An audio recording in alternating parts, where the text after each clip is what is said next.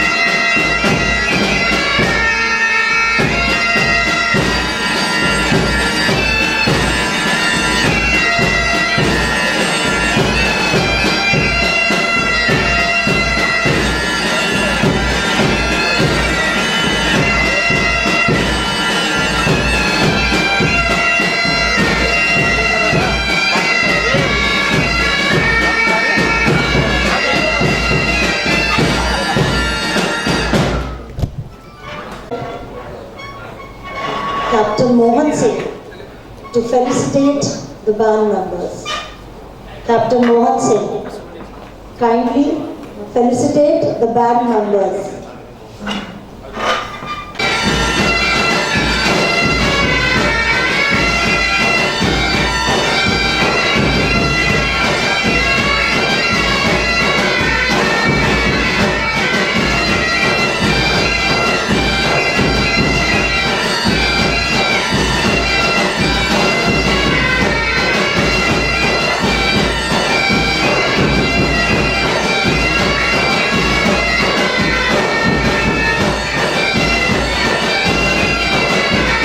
Our Army. Thank you, Army Band. And now I would request our honorary guests and doctors to kindly, as our Indian tradition and culture, we start any program with Deep Prajwalan and Saraswati Vandana. I would like all my guests to kindly come to that side of the stage for lamping light and Saraswati Vandana. Sir, lamp in front of Goddess Saraswati, Goddess of knowledge, as we are in the ocean of knowledge.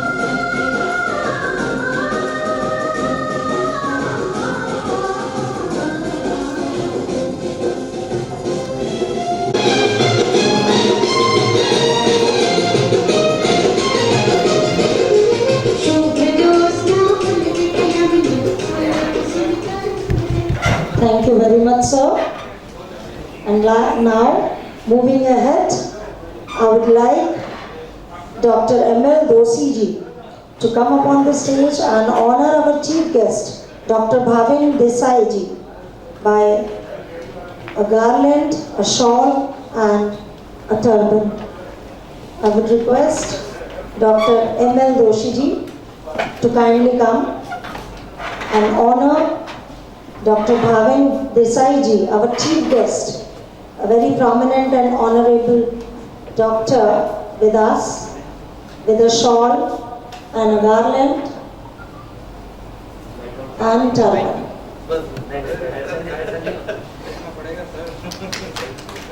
We are very happy and we are extremely humbled by the gestures of our doctors honoring our chief guest.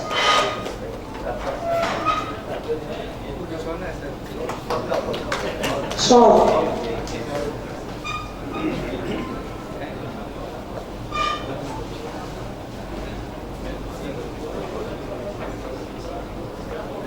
Thank you, Dr. M.L. Doshi ji.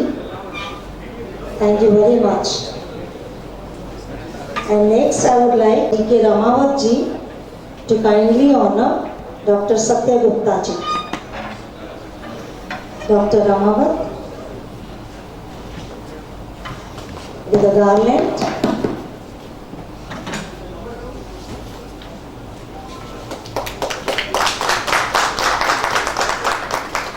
Turban, as our Rajasthani culture, and a shawl. Felicitation of our chief speaker, special speaker, guest speaker of tonight, Dr. Satya Gupta, MD/DM Cardio, FECS, FACC, India. And now I would request Dr. Shambhu Ramji Gadviya to kindly come and honor Dr. Abhishek Raj ji. Dr. Shambhu Ram Gadviya honoring Dr. Abhishek Raj ji.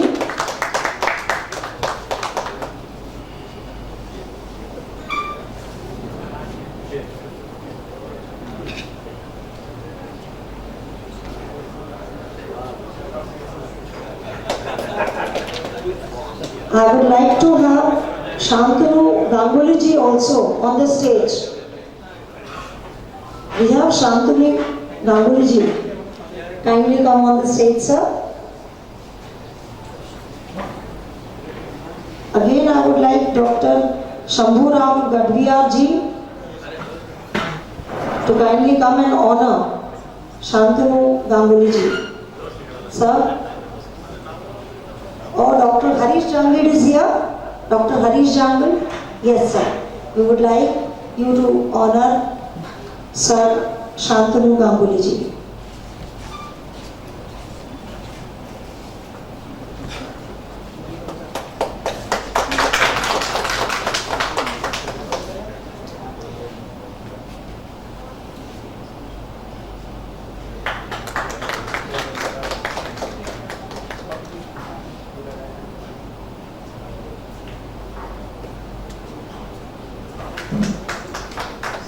Thank you very much, sir. Thank you for the honor. All the guests present here, I would request you to kindly move to the sitting area for the better view, and we would be starting with our program presentation, paper presentation, as well as on your topics. So kindly move to the sitting area. Thank you very much, sir. We are honored.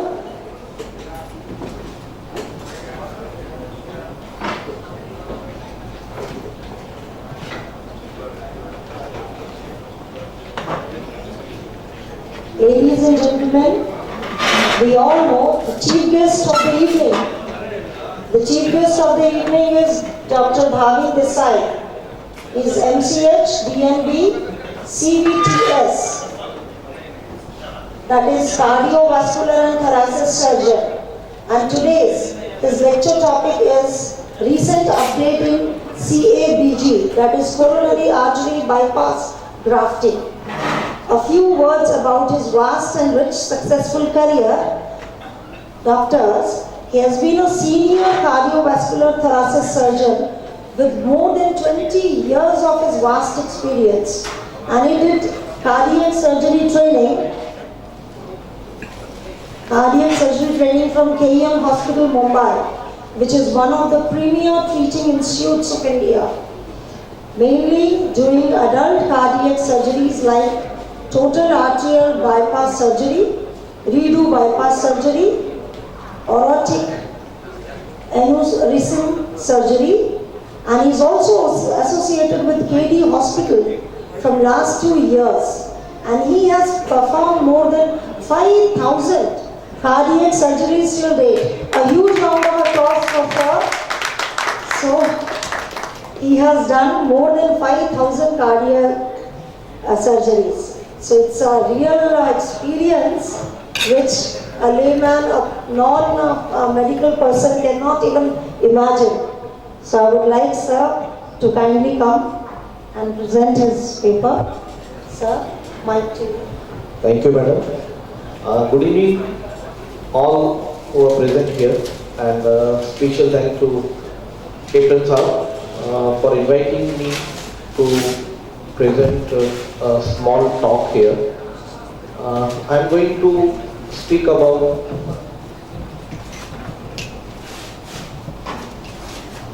recent updates in bypass surgery. As everybody aware that bypass is now a part of everybody's life. सबकी family में कोई ना कोई bypass के लिए operation करवाया ही होगा. I'll just update you very briefly about the bypass surgery. Not wasting much time, I'll just go to the topic. I'm going to speak about the bypass surgery for 10-15 minutes, and I'll show you afterward the 5 minutes of video how we perform the bypass surgery.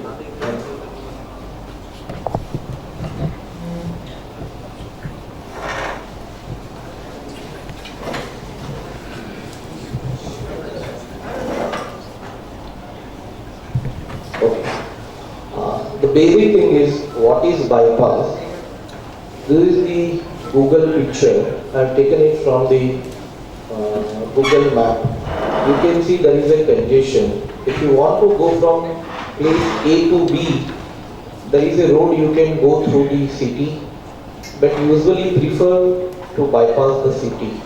Exactly the same thing is happening at the bypass surgery. We don't touch the block. We just bypass that block, and that is why we call it bypass surgery. This is the basic funda to make you aware why we call it bypass surgery. In real means we bypass the blockage, and that's why this surgery we call it a bypass surgery. Who requires? Not going into the scientific data, just take the straightforward message. Those patients who has multiple blocks, where stents is not possible, and having associated heart problems. Benefits: if somebody has been advised bypass surgery, why? So the benefit is to relieve the symptoms. If patient has a chest pain, difficulty in walking, so in short, better quality of life, chances of re-attack is less, and your heart is in good condition. The next question comes is, how long will it last? Again, as I said or told you, I am not going into the scientific data. Simply straightforward bypass surgery, minimal it will last for 10 to 15 years. There are special type of bypass like total arterial bypass where it lasts till you leave. But I am not going into the detail because hardly 2 to 5% of the patient underwent total arterial bypass, or we call it a lever Ramawat. So usually it lasts for 10 to 15 years or maybe more, but this is minimum in 90-95% of the patient. As I again mentioned you, it depends on the condition of the heart. If pumping is low, it may not last long. But usually in majority of the case, the person who underwent bypass surgery will not require second bypass surgery. Usually patient has a query, wait, what will happen after bypass? I will be bedridden, I will be homebound for lifelong? No, it is not like that. Nowadays we usually discharge the patient after 5 to 7 days. Within 2 weeks, 3 weeks to 2 months, patient move around with the light duty, and after 3 months, if pumping is normal, he can do absolutely normal work, even he can lifting the weight also. Then comes the most important thing. साहब मुझे कुछ हो तो नहीं जाएगा, मैं जिंदा तो रहूँगा.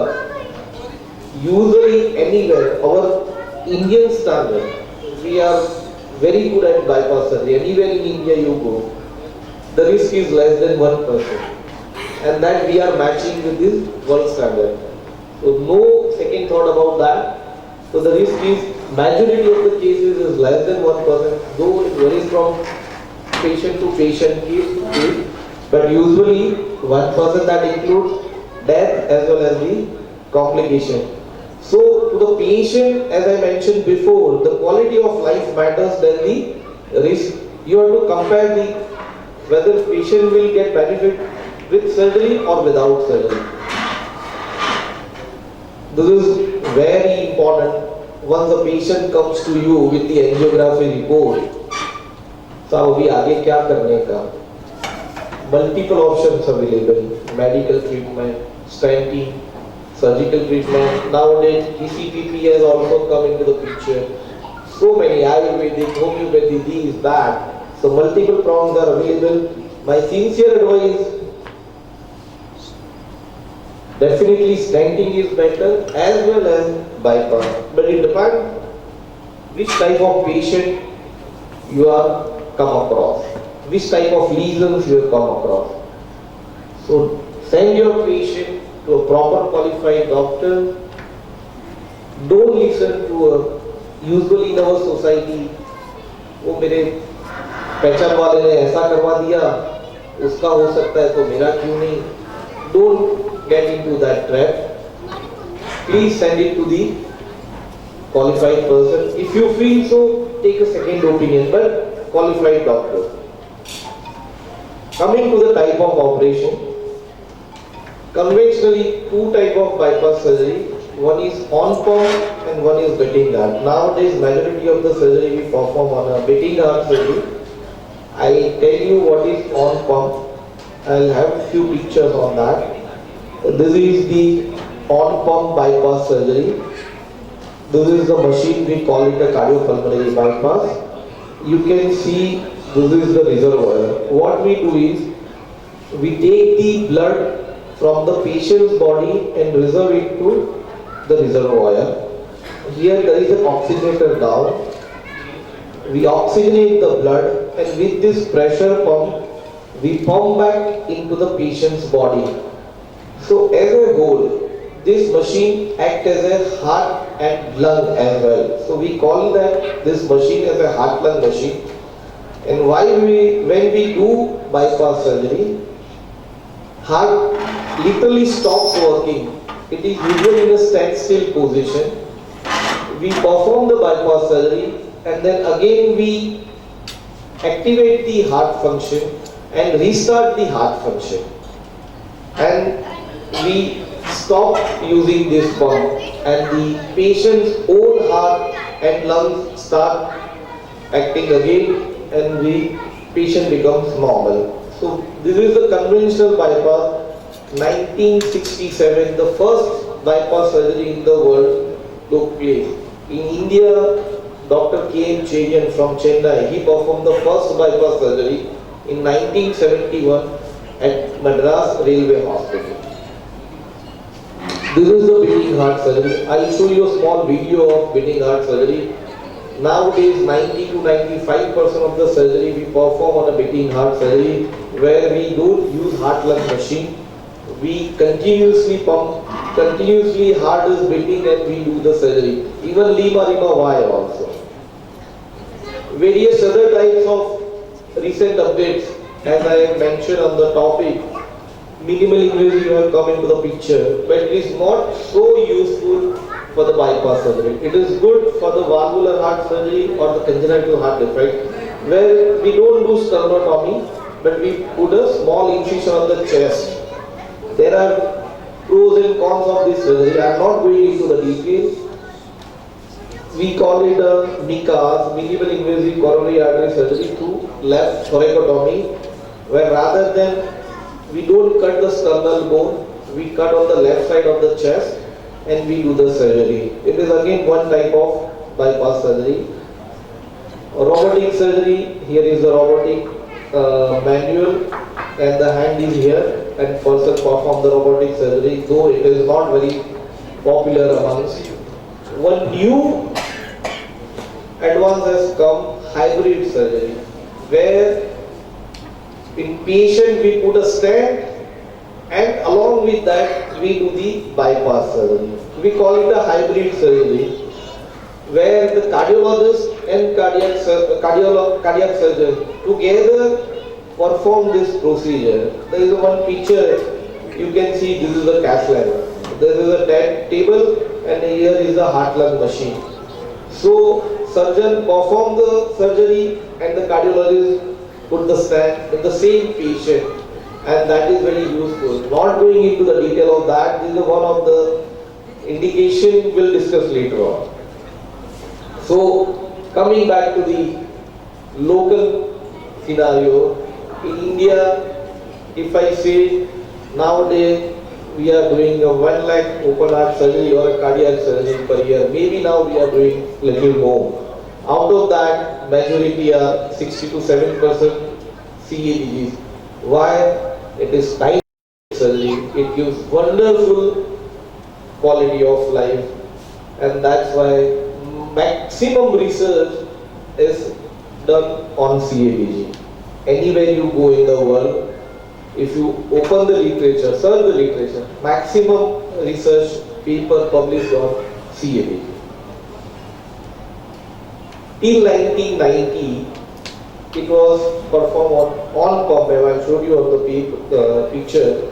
But nowadays, this I am talking about India. Nowadays, almost all the centers except few, 90% of the case, they are doing on beating heart surgery. As I told you, majority of the time, Lima and veins are used.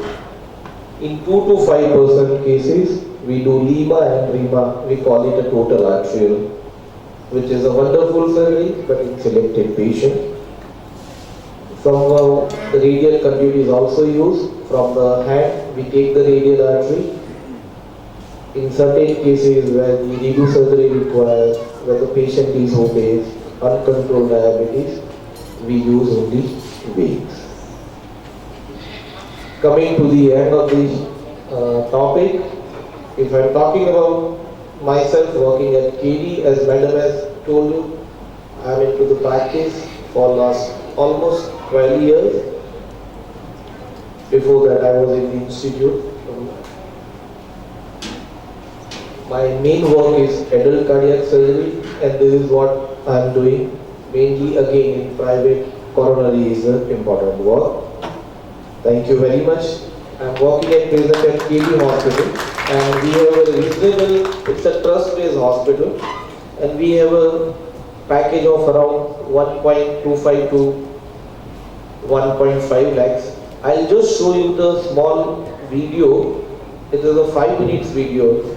How I perform beating heart surgery. The patient is anesthetized and we do the sternotomy.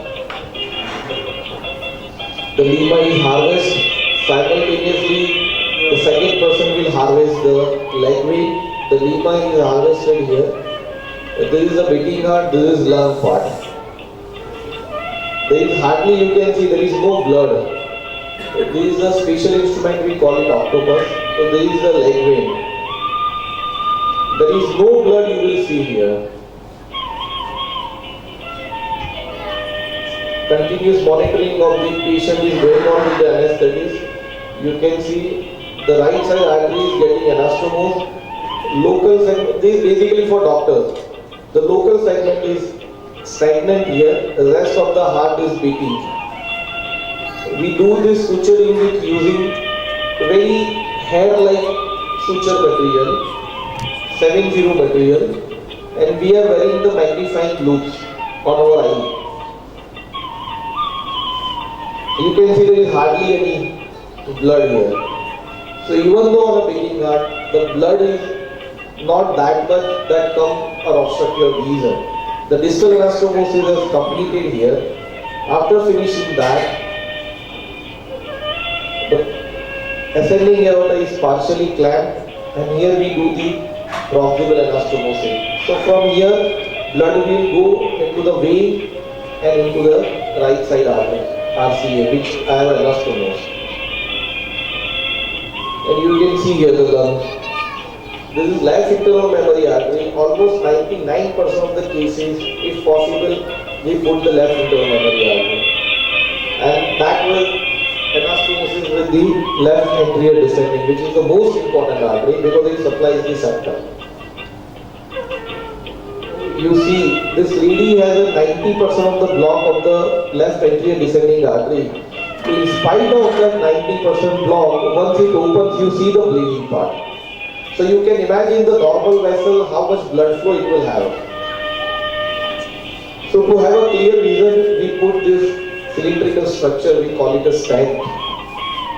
So even during anastomosis, the native blood flow continues. Once we finish that,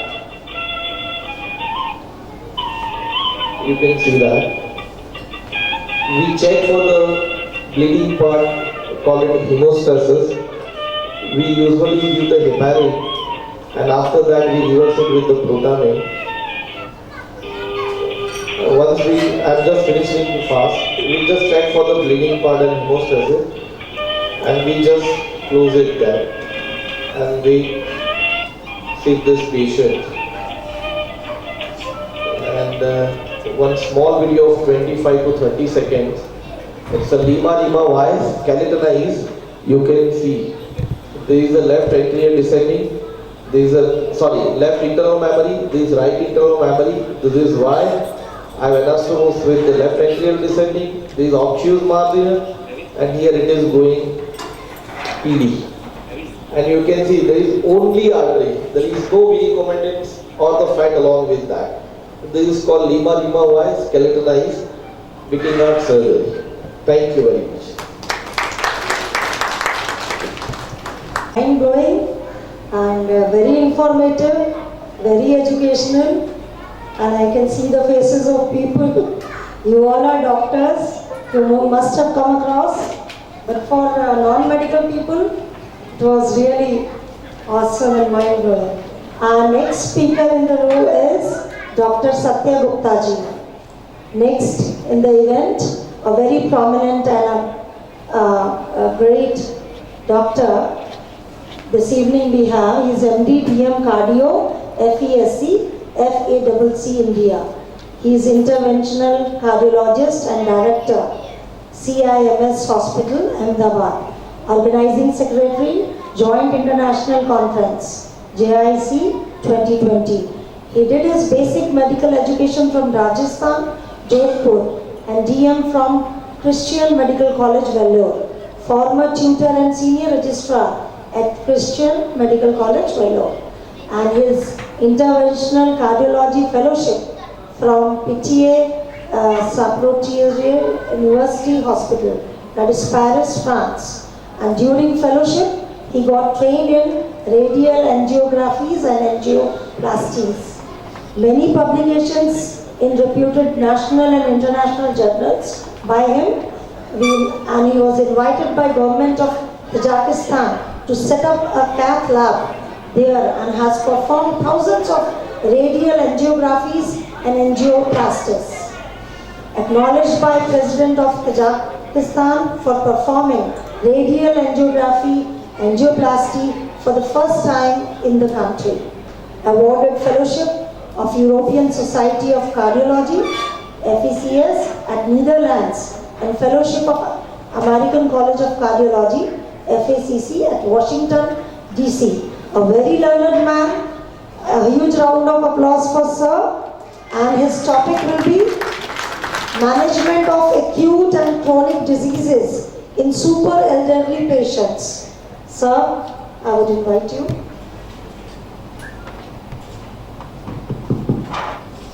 Good evening, all respected colleagues, and especially Dr. Ramawat, who has organized such a nice program. I have kept that topic a little bit different, not on the intervention, but a very common topic, which we day-to-day face some problem in the management of the elderly patient.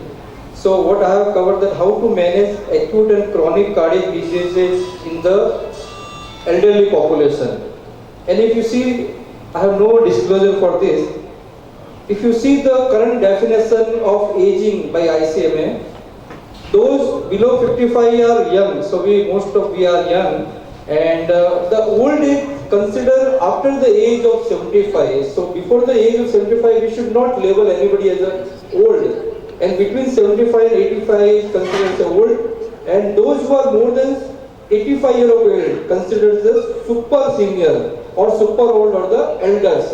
So this is the current international definition of the aging people, and of course our Indian guidelines says Indian government, according to the government, the senior citizens, those who are more than 60 years of age.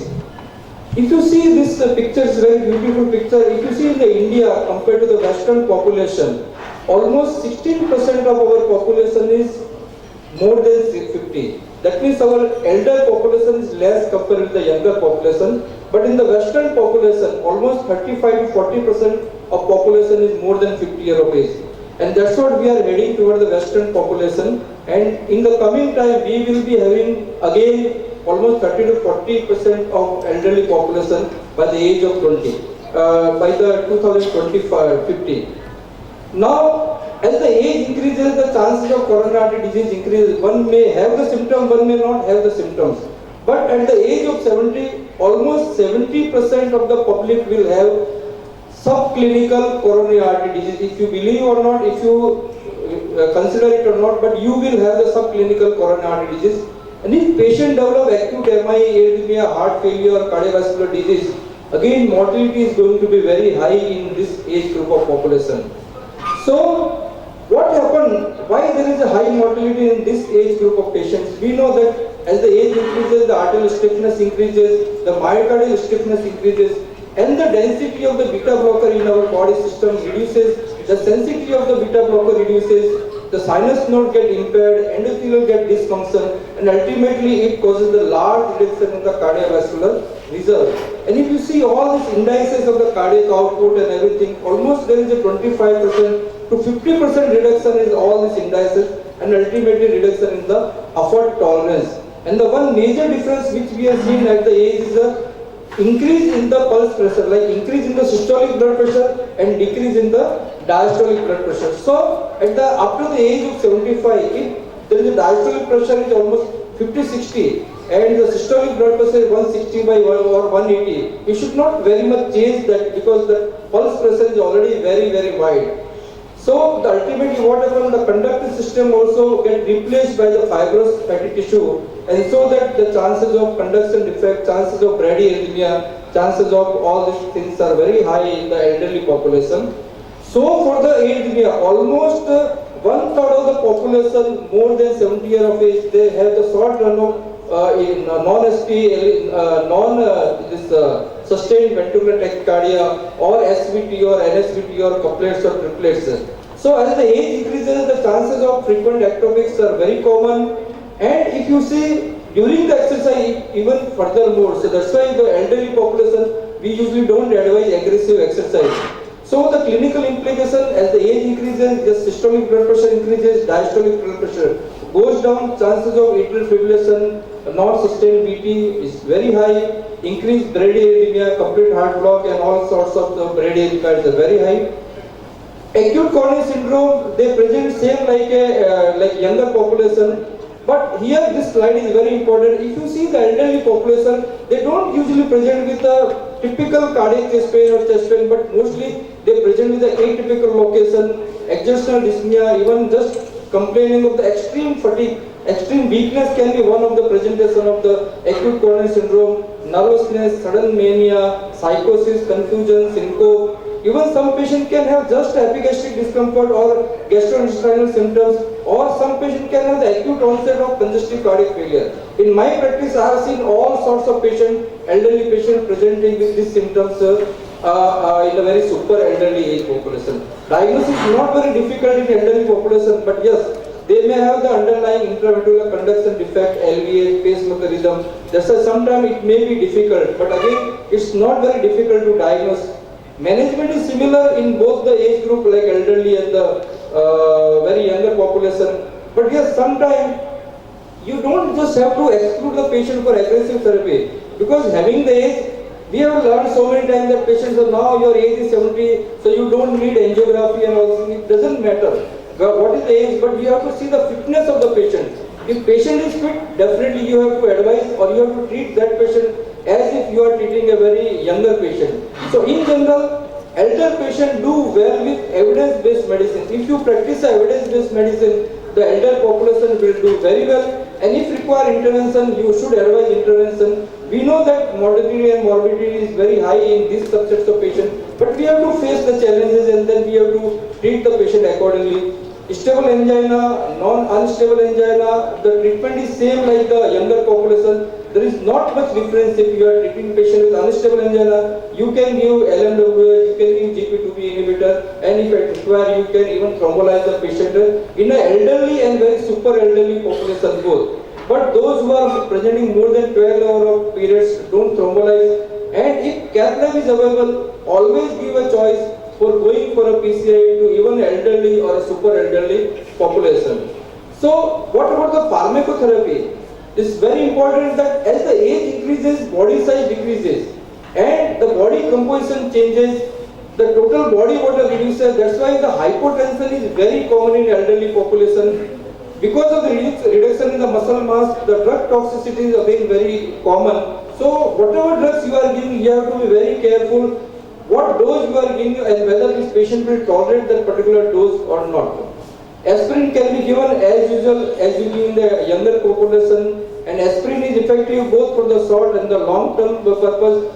Again, nitroglycerin should be given very cautiously until unless it's indicated. Don't give to very elderly patients because chances of hypotension is very common in this age population. Thrombolysis, you can, if there is an indication, you can thrombolysis.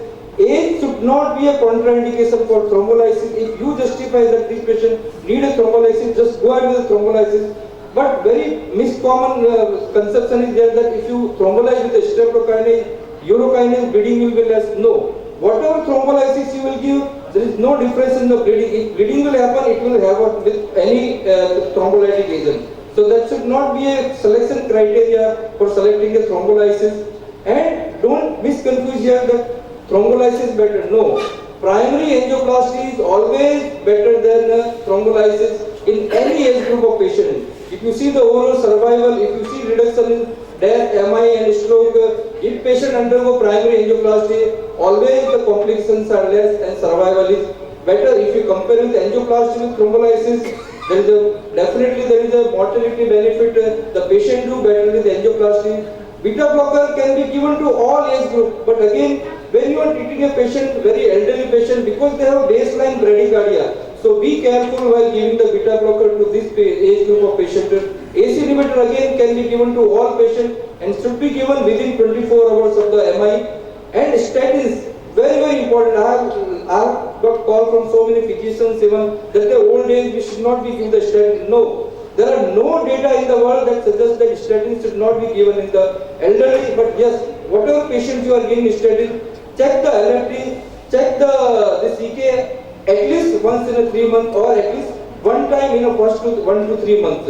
And if the trans is more than 3 times, then only stop the statin. If there is a clinical myopathy, then only you should not give the statin. Or if there is a rise in CK more than 5 times, then only you should not give the statin. Otherwise, there are no data in the world that suggests the statin should not be given, because meta-analysis of all the statin trials have suggested that statin decreases all this morbidity and morbidity significantly. So all patients with coronary artery disease should be given statin. The challenging part here is whatever you do, whatever you treat, after the age of 60 or 70, whatever treatment you give, the mortality is going to be high. We have to face that challenges. We can't ignore that. But yes, whatever patient undergoes CABG, patient either underwent PCI, mortality is going to be very high. So you have to counsel the family properly. You have to consider and you have to face the whatever challenges while doing the treatment, because as the age increases,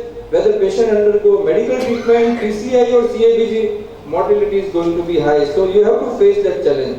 Just a few words about the hypertension.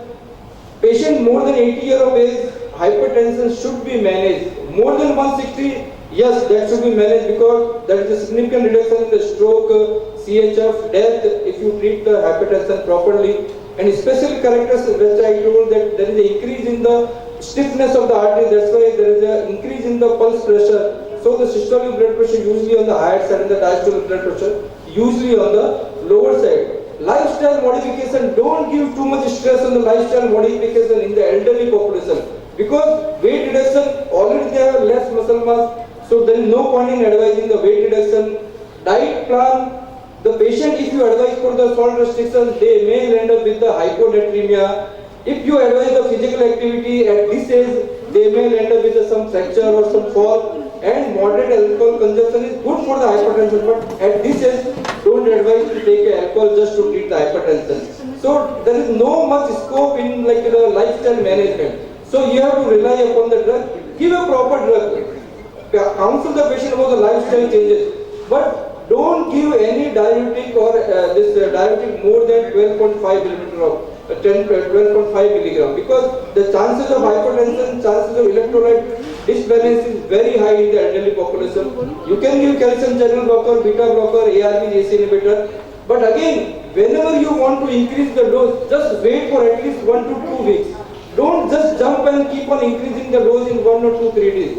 Just wait for 1 or 2 weeks and slowly you increase the dose in very elderly population. Just the last few slides, 2-3 slides for the valvular heart disease. The patient with the asymptomatic aortic stenosis, if the patient age is less than 65 years old, definitely he should be advised surgical aortic valve replacement. And if patient age is between 65 to 80 years and the chance of survival is less, then this transcutaneous aortic valve implantation should be advised, and or maybe the surgical aortic valve replacement. But the age more than 80 years of age, these patients should undergo transcutaneous or TAVI, what we can say percutaneous aortic valve implantation. Those patients more than 65 years of age, they should be implanted tissue valve, what we call the bioprosthetic valve. Just one case scenario, this 75-year-old male, diabetic, dyslipidemia, typical upper angina, but he is able to do all his routine work, not on regular medication, and how you manage this patient? This patient don't need even angiography, just manage medically and this patient will do better. But same patient, if say 82-year-old male, he is not able to perform any duty, even on the rest he is having pain. What you will do for this patient? This patient you can't tell that because of the age, you should not just lie down at home and take medicine. No, this patient should be advised proper aggressive medical treatment followed by proper angiography and if possible culprit vessel angioplasty, so that you want to improve the quality of life, not the quantity of the life. Just a last scenario, if patient 72-year-old male, diabetic, dyslipidemia, acute inferior VMI, just because of age, we should not tell the patient that no, you should be at home or you should be just on the medical treatment. If capital facility is available, this patient should be managed by the aggressive medical treatment followed by if PCI or thrombolytic therapy if available at your center. So in conclusion, I would say that there is a rapid growth of the elderly population in our society also. Mortality, yes, very high in this age group of patients, and based on this evidence, if you do a evidence-based medicine practice, these patients do very well. You have to tailor your patient accordingly. What the patient require, what is the patient physical status, then only you have to customize the medicine for this particular patient.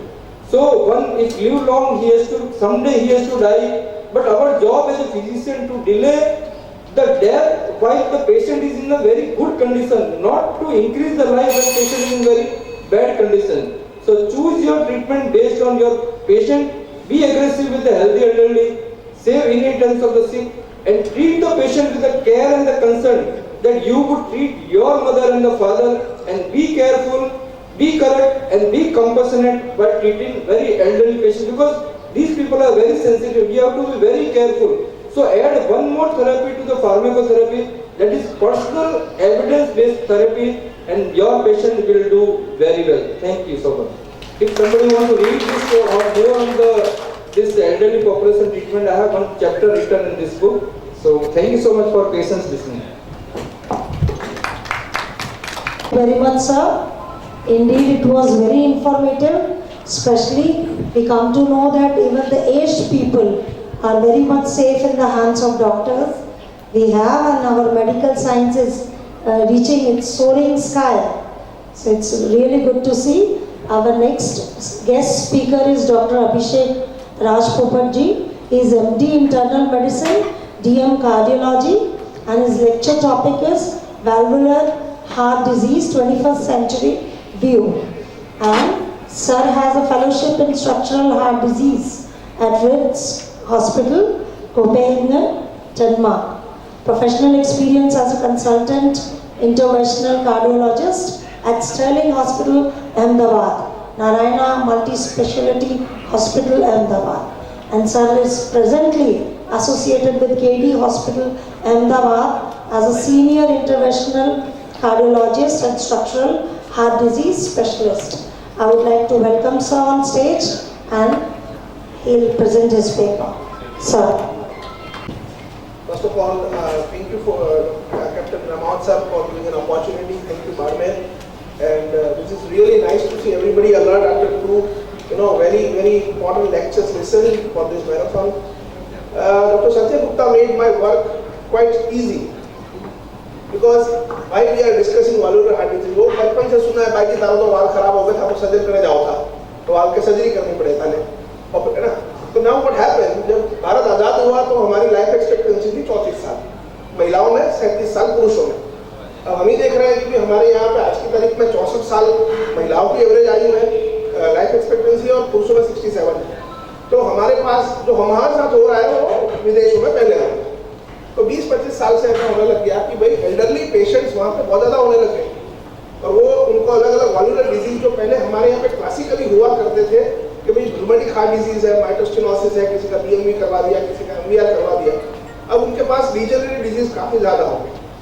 तो एक case scenario के साथ अपन discuss करते हैं। 78 साल की महिला है, डायबिटिक, हाइपरटेंसिव और उनको एट्रियल फिब्रिलेशन है, 3 साल पहले स्ट्रोक हो चुका है और अभी उनको एक्सर्शनल एंजाइना और डिस्निया हो रहा है। What would have been the normal advice to this patient? If this patient is active, then why should we go? Why should we हम कुछ क्यों ना करें? So now we went to the evaluation of this patient. ECG में she has got a left bundle type of IVCD. 2D echo में he has got severe aortic dysfunction with severe aortic stenosis, 25% ejection fraction. Coronary angiography shows insignificant CAD. Creatinine is not good, it is 2.9. So now if we go with the international data, अगर इस महिला की surgery करी जाती है तो मृत्यु का रिस्क है 11% और 44.8% जो ऑलमोस्ट आधे पेशेंट ऐसे होते हैं तो या तो लंबे वेंटिलेटर पर चलेंगे, सेप्सिस में रहेंगे, कुछ ना कुछ उनके साथ होगा, which will eventually end up in a very huge mortality and morbidity. And why we are discussing, as I mentioned, because हमारे यहाँ पे elderly population बहुत ज़्यादा हो रहा है और जैसे ही population elderly हो रही है तो severe aortic stenosis का incidence, as we can see, 50 to 60 0.2% of the population, 60 to 70 is 1.3% of population, and more than 70 it goes to 3.9%. और octogenarian में 10 में से एक व्यक्ति को severe aortic stenosis है। तो as we can understand कि हमारे पास कितना बड़ा population होने वाला है आने वाले 4-5 सालों में जिनको सर्जरी ऑफर करनी चाहिए पर हम नहीं कर पा रहे because of this therapy. And as everybody knows कि valvular heart disease में जैसे डॉक्टर संजय गुप्ता ने बताया कि कि भाई एल्डरली पेशेंट में we can treat coronary artery disease, blockage वगैरह है, आप देख लो कि भाई कितना चल पा रहे हैं, बड़ा एमआई हुआ है कि नहीं, दवा से ट्राई कर लो। But unfortunately valvular heart disease में वाल्व रिप्लेसमेंट के अलावा कुछ काम नहीं करता है। So only option is you to change the disease valve. और हम डेटा देखें, इंटरनेशनल डेटा, अगर आप ऑक्टाजिनेरियस में एओर्टिक वाल्व रिप्लेसमेंट करते हो तो ऑपरेटिव मोर्टालिटी 13%, खाली एवीआर हुआ तो वाल्व एक बार बदला गया तो। AVR plus CABG करेंगे तो morbidity is 60%, mortality is 24%, and 1 year, 3 year, 5 year survival is 85, 80 and 70%. So benefits अगर हम कर देते हैं तो 81% of the patients will have little or no morbidity, they don't feel disabled, and they are reassured to have access to the normal life. And now the picture comes, जब वहाँ पे 1989 में doctor Anderson from Denmark conceptualise की, जैसे हम stent डालते हैं तो वैसे ही काम करते हैं कि प्लेटफॉर्म के ऊपर वाल लगा देते हैं और पुराने वाल की जगह रख देते हैं।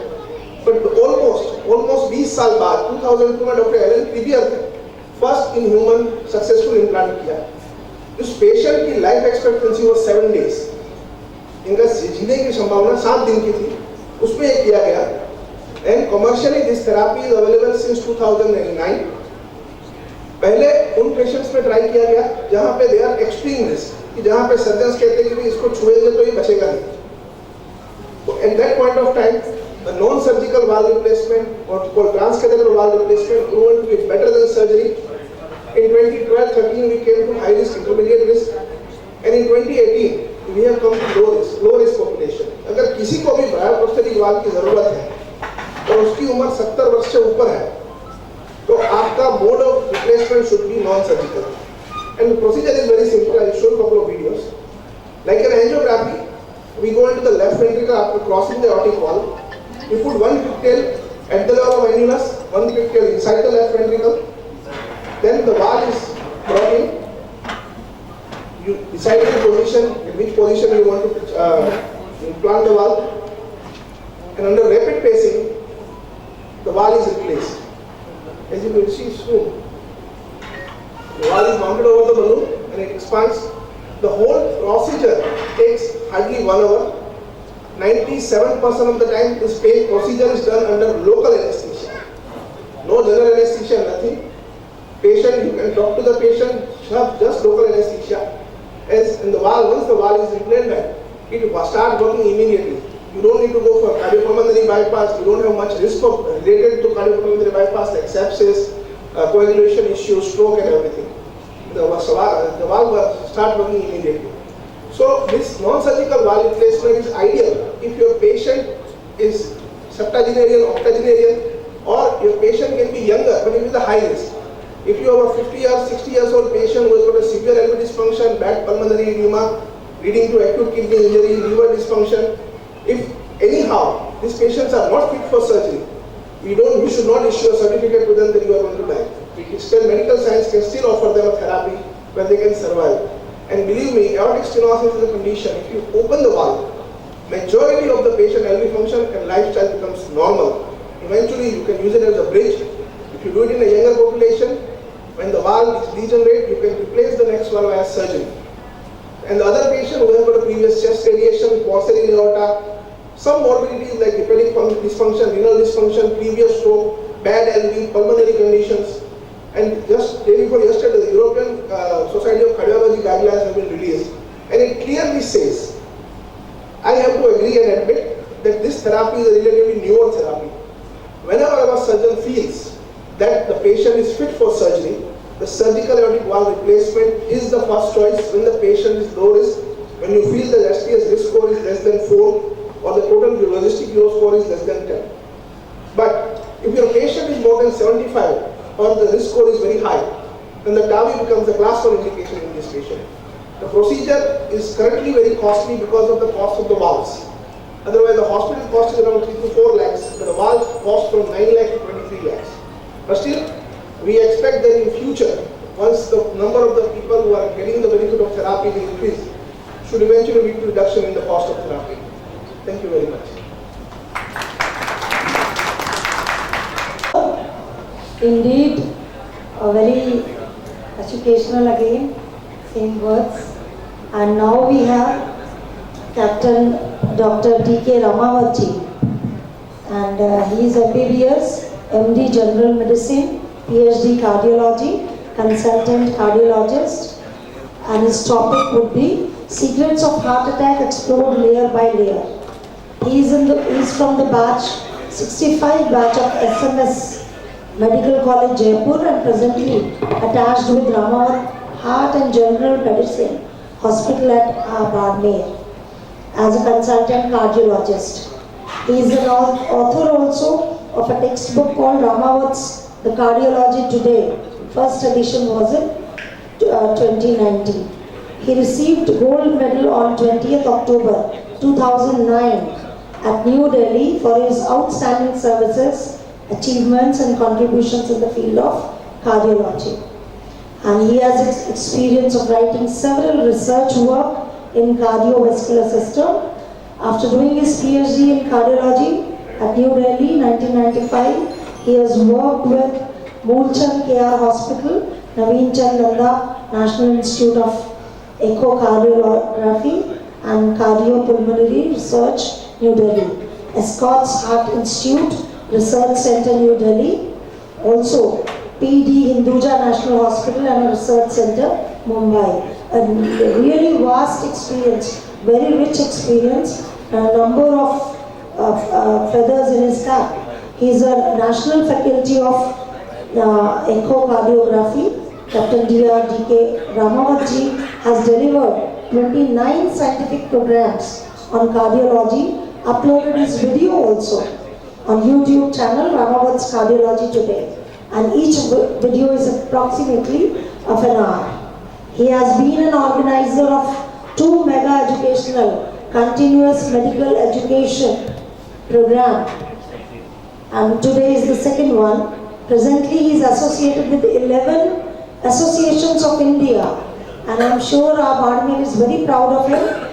He has been associated with SARC Cardiac Society, that is South Asian Association for Regional Cooperation, Cardiological Society of India, Asian Pacific Society of Cardiology, Indian College of Interventional Cardiology, ASA for Educational Research, that is UK, Indian Academy of Echocardiography, Indian Society of Electrocardiology, Research Society of Study for Diabetes in India, Association of Physicians of India, the Society of Advanced Studies in Medical Sciences. So, ladies and gentlemen, a huge round of applause for Dr. Ramawat. And we can also see our Brahmakumaris, they have joined us. So it's going to be a very beautiful mixture of science and technology with spiritual gurus. So I welcome my all parents, Brahmakumaris. We were waiting for you. Welcome, ma'am. Sir. Respected my dear Dr. Balu Desai and Dr. Satyagupta, the Director of Sims Hospital, and Dr. Abhishek Rajpopar from KD Hospital, and my old colleague who said that we don't have this unity. This crowd shows that we have got unity. हम एक दूसरे की टांग खींचते, no, I don't think so. Because we have so much connected here, so it clearly shows that we have got unity and we love each other. That is why we have come here. किसी ने कहा है, कोई बात है कि हस्ती मिटती नहीं हमारी, सदियों रहा है दुश्मन दौरे जहां हमारा। यूनान, मिस्र और रोम सब मिट गए इस जहां से। यूनान, मिस्र और रोम सब मिट गए इस जहां से, बाकी बचा है इस जग में नामो निशा हमारा। So, my topic is the secrets of the heart attack explode layer by layer. It is actually heart attack is so lengthy chapter. If I go on speaking for 7 days, like Vivekananda in Chicago, it won't be finished. But I have turned up it. I have turned up this topic, and out of that I got butter and cream, which I will give you.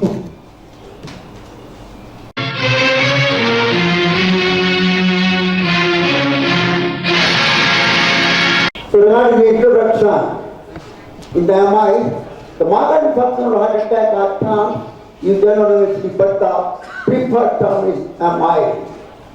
In an MI, an area of the myocardium is permanently destroyed. MI is usually caused by reduced or decreased blood flow in a coronary artery due to rupture of an atherosclerotic plate and subsequent occlusion of the artery by a thrombus.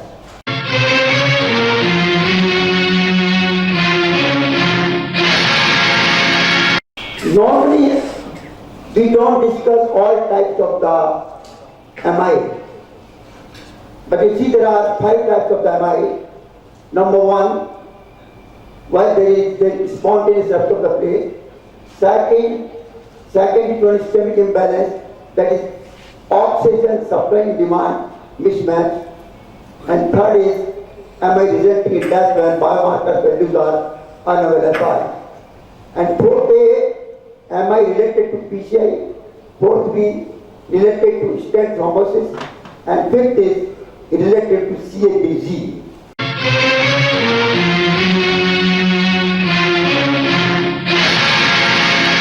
Now what is definition? The fourth universal definition of MI 2018.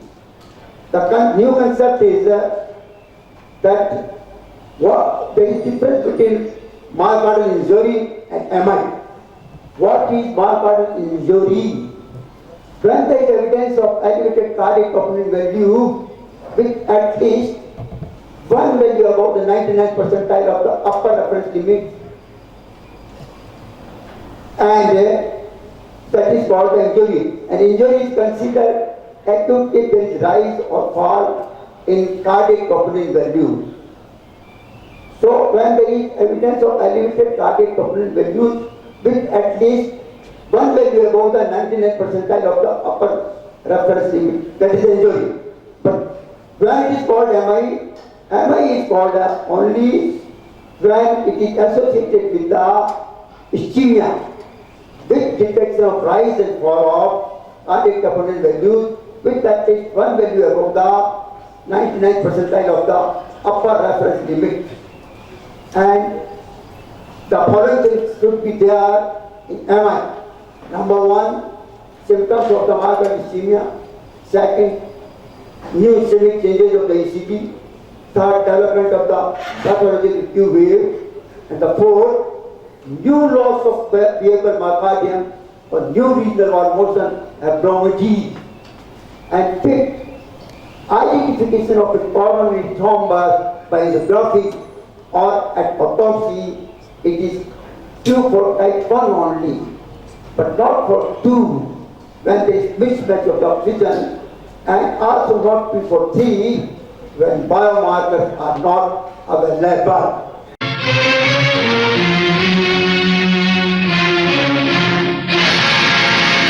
Now we will discuss what is 4A and 4B and 5. In type 4A, it is PCI related MI if elevation of cardiac troponin value is more than 5 times the 99th percentile of upper reference limit. And in 4B, it is stent thrombosis associated with MI when detected by coronary angiography or at autopsy in setting of myocardial ischemia and with the rise or fall in cardiac biomarker value or at least one value higher than 99th percentile of upper reference limit. What is fifth? It is CME related MI if elevation of cardiac troponin value is more than 10 times the 99th percentile of upper reference limit. Now, you must see one thing, that what is normal baseline value of cardinal troponin. This is less than 99th percentile of upper reference limit in the serology. One thing you must know, that in type 1 MI, two things are included, STEMI and non-STEMI also. STEMI is plaque rupture or this occlusion of the thrombus of the complete lumen. But the non-STEMI, partially lumen is blocked. So here you have to take ECG finding with the aim of classifying type 1 MI into STEMI or non-STEMI in order to establish appropriate treatment, because pharmacological treatment is the same. It's different, sorry. Pharmacological treatment is different because thrombolysis is contraindicated in non-STEMI. But percutaneous treatment remains the same. So you have to take the ECG, whether it is STEMI or non-STEMI, because whether you have to give thrombolysis or no.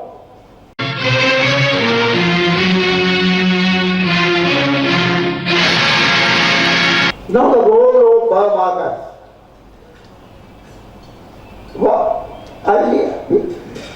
Early troponin testing to guide the reconstruction.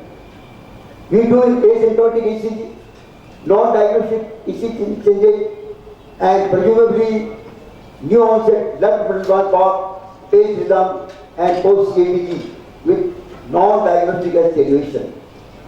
And quantitative single troponin in all STEMI patients to estimate infarct size and prognosis. Then third, troponin T or I levels are the most specific and sensitive tests for collect blood sample at presentation. Fifth, often the biomarkers need to be repeated when the diagnosis of STEMI becomes certain. Negative troponin SO at 12 hours after symptom onset practically excludes STEMI. Know the limits and cutoff of the assay used in your hospital, in your serology laboratory.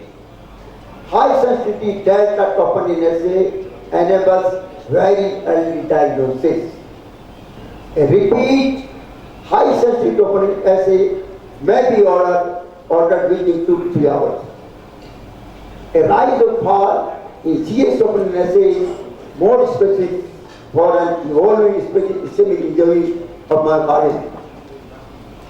Now, CME testing may be done when troponin is not available or in late presentation to estimate infarct size.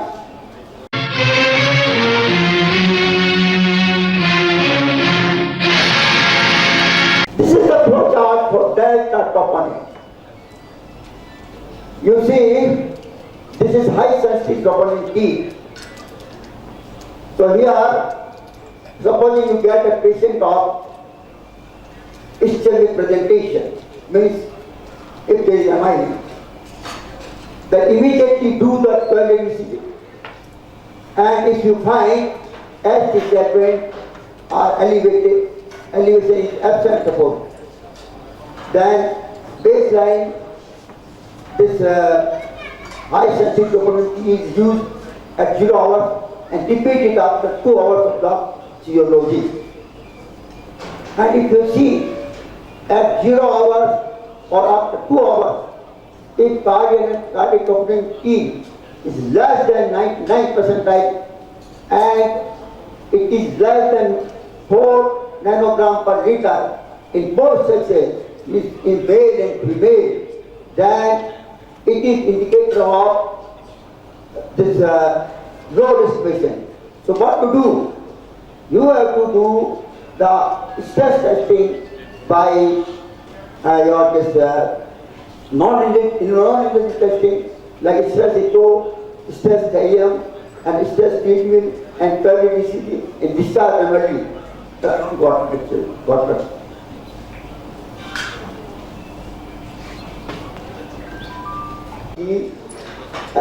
treatment elevated, go for treatment according to CME guidelines.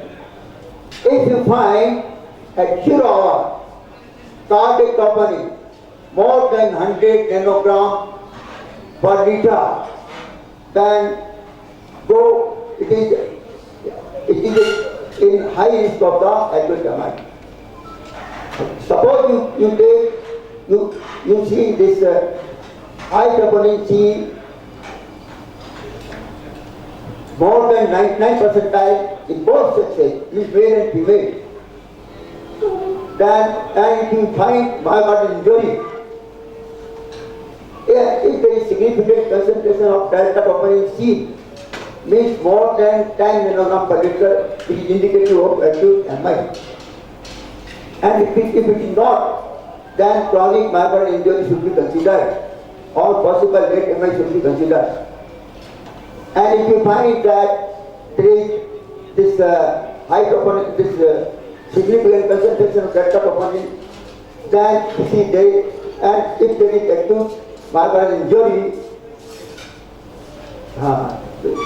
see myocardial ischemia, if it is present, then you think that there is acute myocardial infarction. And if you think that myocardial ischemia is not present, then this is isolated myocardial injury. Now what is isolated myocardial injury? Very important. When MI not associated with ischemic changes, it is simple regional myocardial injury or isolated myocardial injury either in RV or LV.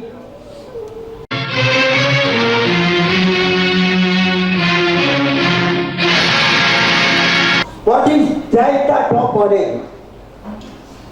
Delta troponin 30% with one value for troponin T more than 40 nanogram per liter for man and more than 10 nanogram for woman is consistent with acute myocardial infarction in the right clinical setting. And delta troponin is a continuous variable that is a more rapid rise or fall, is more suggestive of AMI than a smaller rise or fall. It is very important.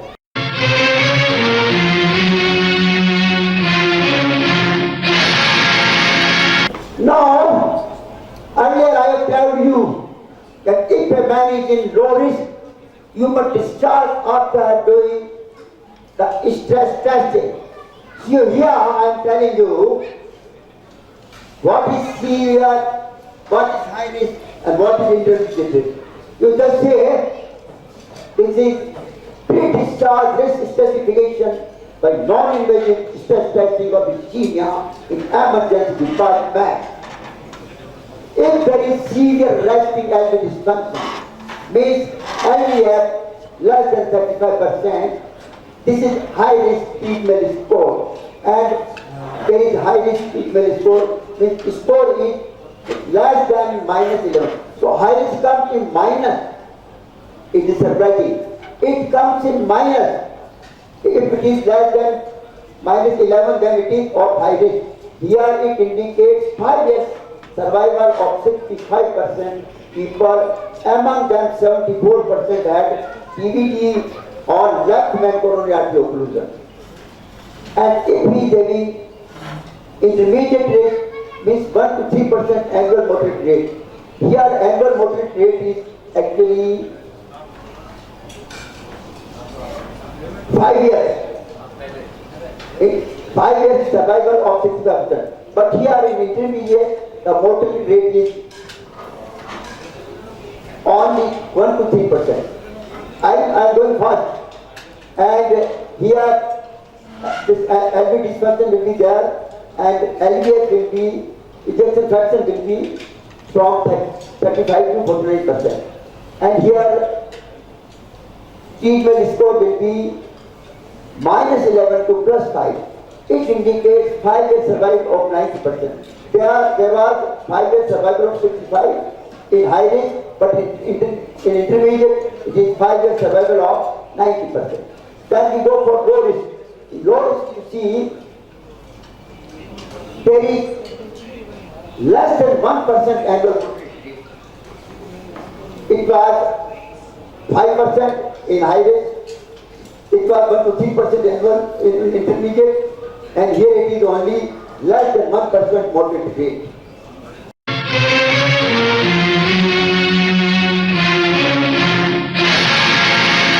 Timing matters and serial sampling is important. Serial sampling is important. What is delta troponin? A delta troponin more than 30% with one value for the troponin T. More than 14 nanogram per liter for man and more than 10 nanogram per liter for woman is consistent with an active metabolic infarction in the right clinical setting. Delta troponin is a continuous variable that is more rapid rise or fall is more suggestive of AMI than a smaller rise or fall. During an AMI, troponin rise rapidly from about 2 to 6 hours after the onset of symptoms to a peak of 18 to 24 hours to a peak of at 18 to 24 hours followed by a fall over 7 to 10 days.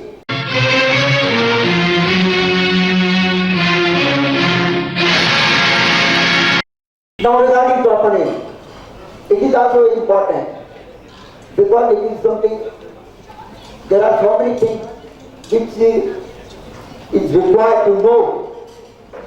You see, in type 1 MI, in type 2 MI, or non-MI, troponin elevation is seen, means there is troponin positive. You have to consider two things. Whether it is whether there is clinical evidence of over-ischemia or no. First find out whether there is clinical evidence of over-ischemia present or no. If clinical evidence of ischemia is present by new symptoms, by ECG or by imaging, but by imaging means infarction, means wall motion endoscopy by echo, or by the serial troponin which show the rise and fall. Or if you see not ischemia by ECG, or if you see serial troponin show variation of smaller rise and fall, then it is no ischemia. These two things you first see. And when you have seen that there is ischemia present, then you have to see again two things. Number one, whether there is acute coronary thrombus or no. Second, you have to see oxygen supply demand mismatch. If there is clinical ischemic evidence are seen, then find out whether there is thrombosis or oxygen supply demand mismatch. So if there is thrombosis, it is type 1. In type 1 both are present, STEMI and non-STEMI. Remember, type 1 has got both STEMI and non-STEMI. But in type 2 can be these causes. These are the cardiac causes, these are the systemic causes. It is due to oxygen supply mismatch. And if you see there is no ischemia, then you have to find out non-MI troponin elevation secondary to underlying causes. Means there is no MI, but troponin is risen, troponin has rose in these cardiac conditions and in these systemic conditions.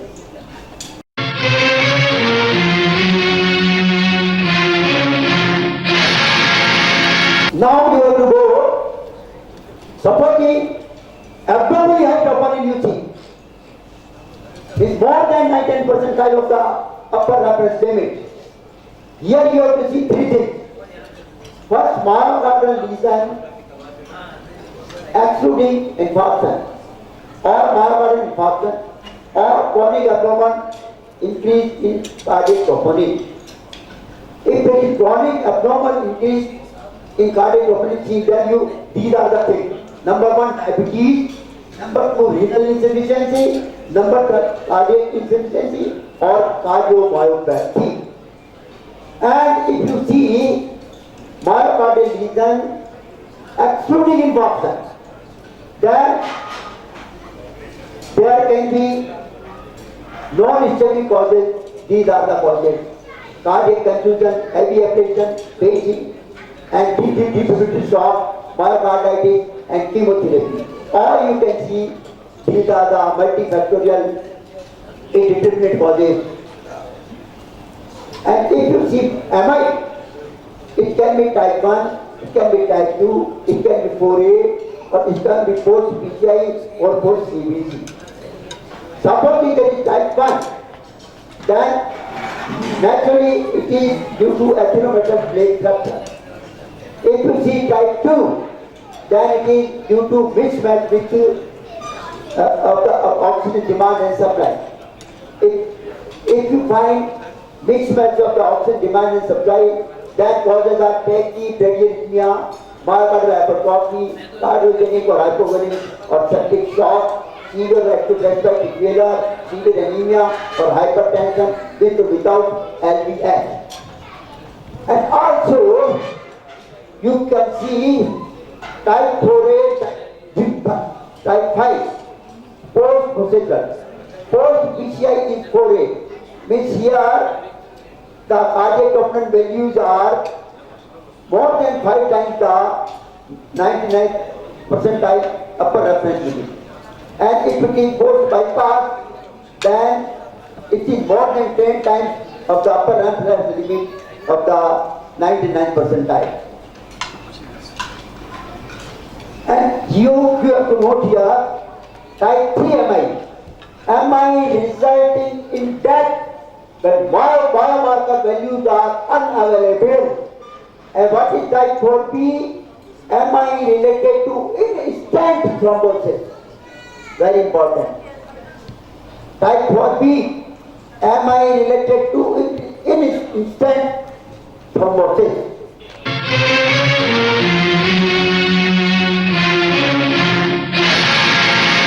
The electrophysiology, the ectodermal process takes time.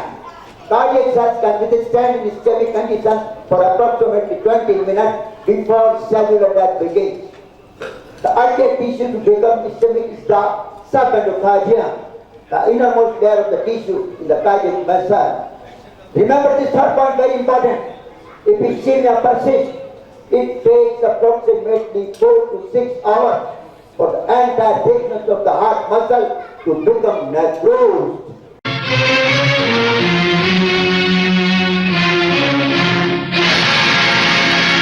We were talking earlier, the high risk feature. What is this MI unstable angina? Now here these are the high risk features. Number one, if you go history, there will be accelerating ischemic symptoms in preceding 48 hours. There will prolong more than 20 minutes rest pain. And in clinical features, there will be pulmonary edema, new worsening MR, S3, worsening rates, hypotension, bradycardia, and age greater than 75. In ECG, you will find transient S3 stages greater than 0.5 mm, bundle branch block, and sustained VT. And cardiac biomarker by serology, you can see that elevated troponin T, I or CKMB.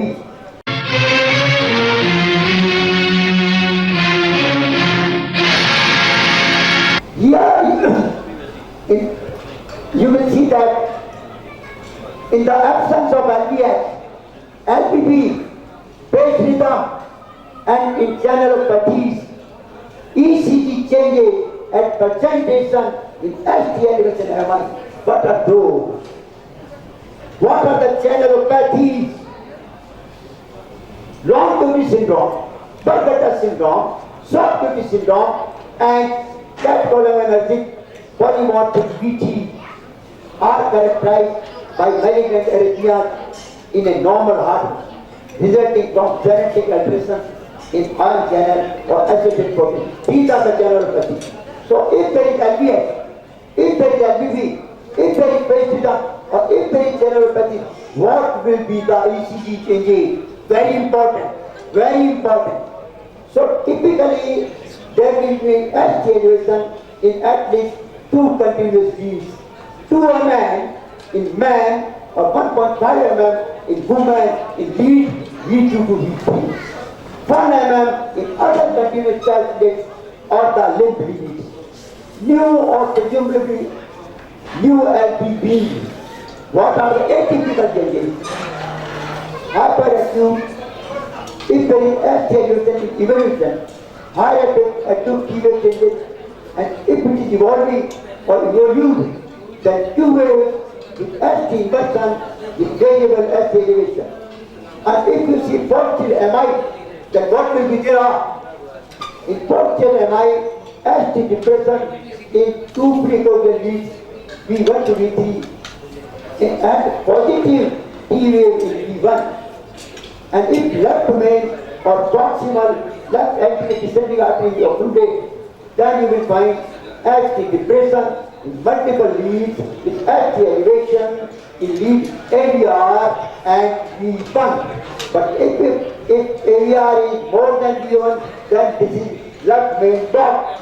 If V1 is elevated more than AVR, then proximal LAD is blocked.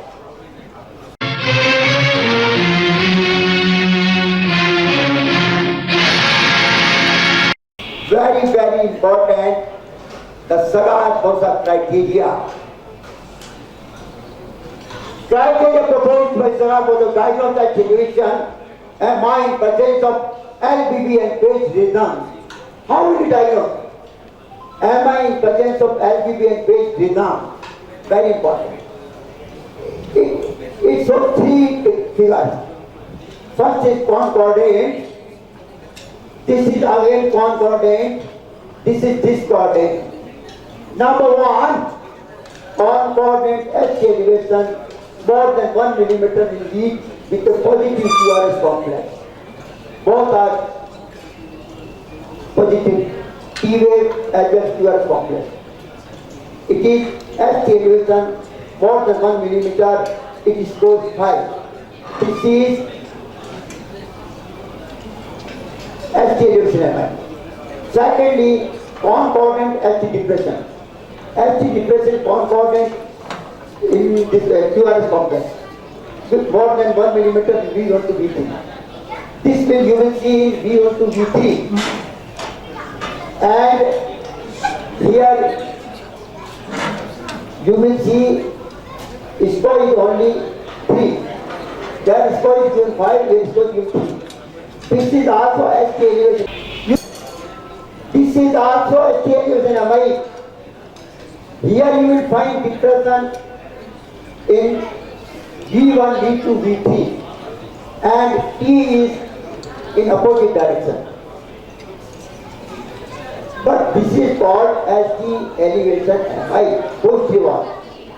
And here you will find discordant, excessively discordant as the elevation more than 5 millimeters. We lead with a negative QRS complex. QRS complex is negative, but there is excessive ST elevation 5 millimeters. It is code 2. And this is discordant ST elevation MI in LGV and phase rhythm. Will go very fast. If you see LAD occlusion proximal to first sector and proximal to first diagonal, these is changes will be changed.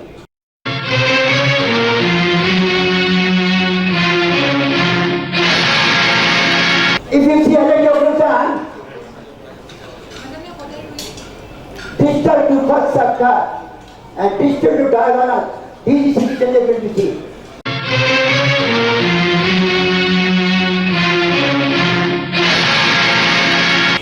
If you see LAD occlusion distal to first sector and distal to first diagonal, you will see 3D changes.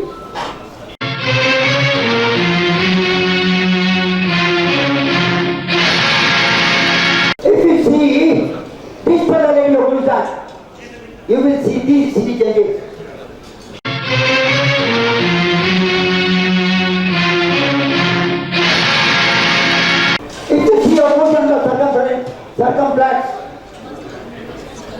proximally, you will see these changes.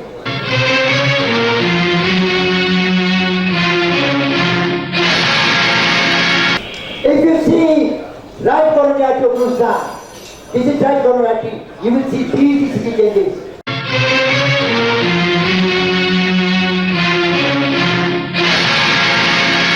If you see left main coronary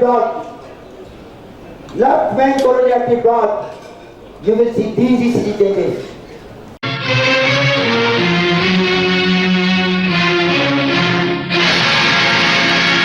Now we come with the medical management. The goal of medical management is minimize myocardial damage, preserve myocardial function and prevent complications. Minimizing myocardial damage is also reducing myocardial oxygen demand and increasing oxygen supply. Concept of resuscitation and reperfusion therapy is to open 100% thrombus containing clogged coronary artery that is free flow. Cornerstone of study in initial 12 hours of symptom onset is reperfusion therapy. The most efficacious reperfusion therapy available is timely primary PCI. But in India, most recent data suggest only 8% patients receive PCI therapy. Remaining 60% receive thrombolysis and remaining 32% does not receive any reperfusion therapy.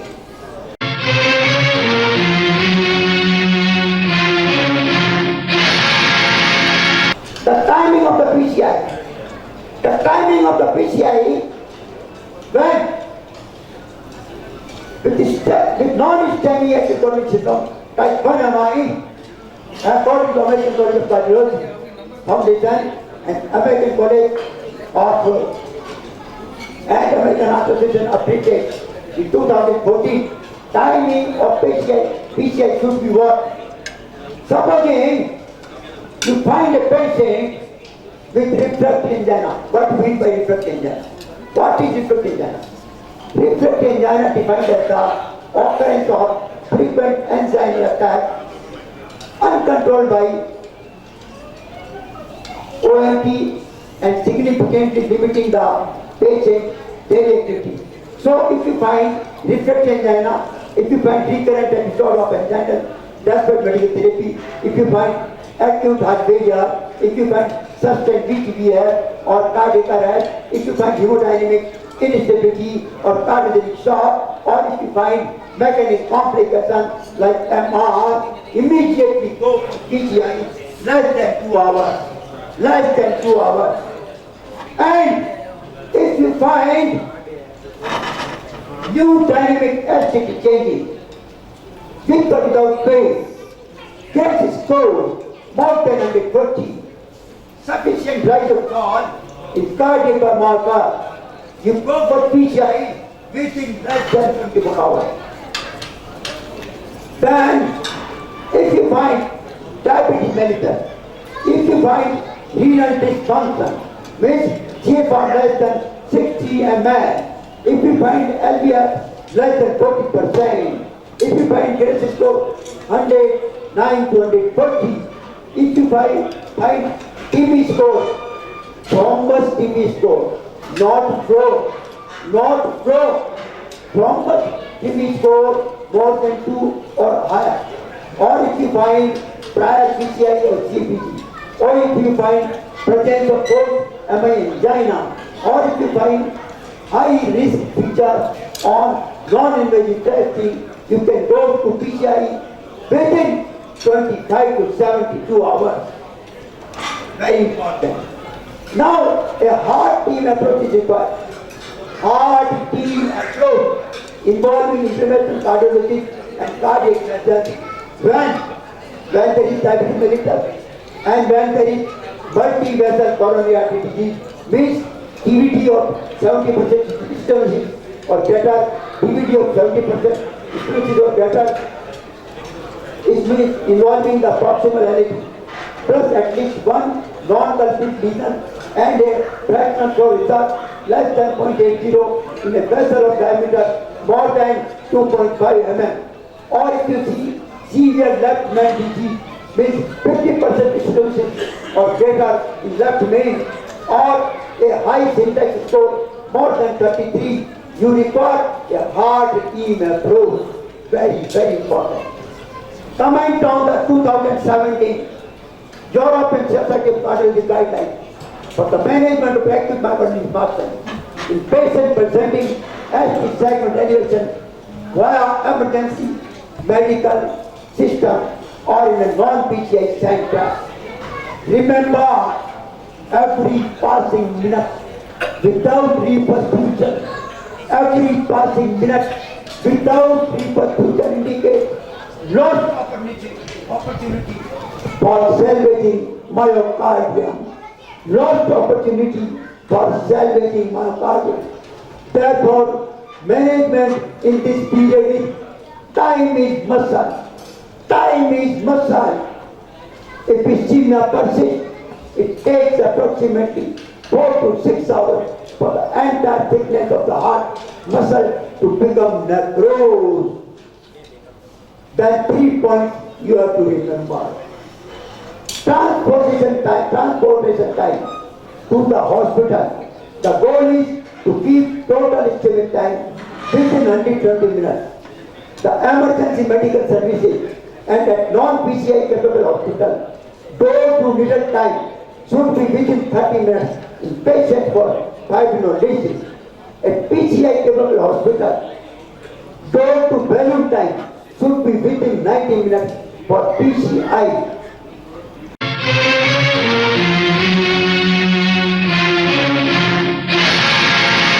Again, something important.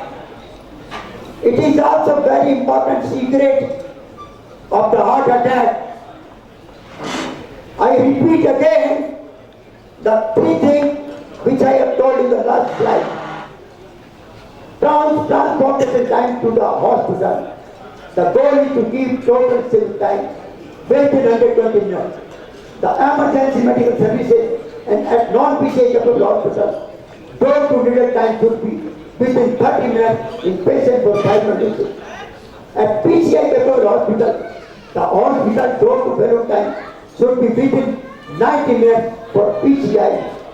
But remember, it fails thrombolysis. It fails thrombolysis. How it can be diagnosed? Number 1, persisting or worsening chest pain. Second, less than 50% dissolution of ST segment admission after 90 minutes of thrombolysis in the lead showing maximum ST segment elevation at presentation. Then what to do? Go for rescue PCI. Go for rescue PCI.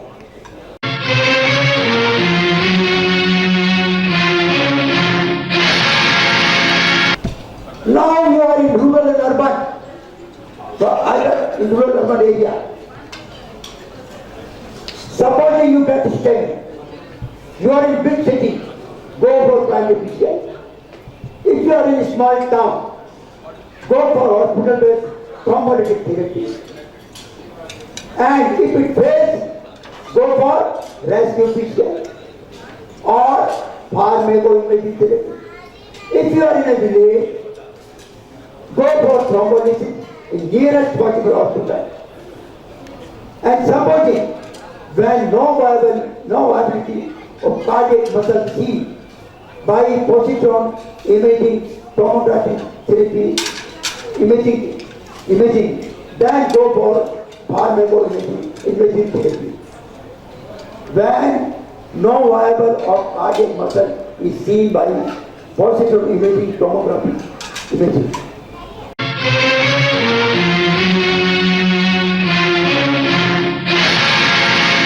Again, very important, secret of the heart attack. Forget not transportation time to the hospital. The goal is to keep total ischemic time within 120 minutes. Management of ischemic at PCI non-capable center. Maintain the first medical center first muscle contact to balloon time less than 120 minutes. Suppose you diagnose the stent, duration is less than 12 hours. Give oxygen, aspirin, clopidogrel, statin. And if thrombolysis incapable center, transfer for thrombolysis to thrombolysis center and give ACE inhibitor and beta blocker. If it is successful, transfer to PCI within 3 to 24 hours if possible.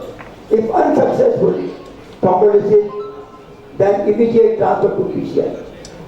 And if you see, if you want to do PCI, transfer to PCI the birth center. That's all.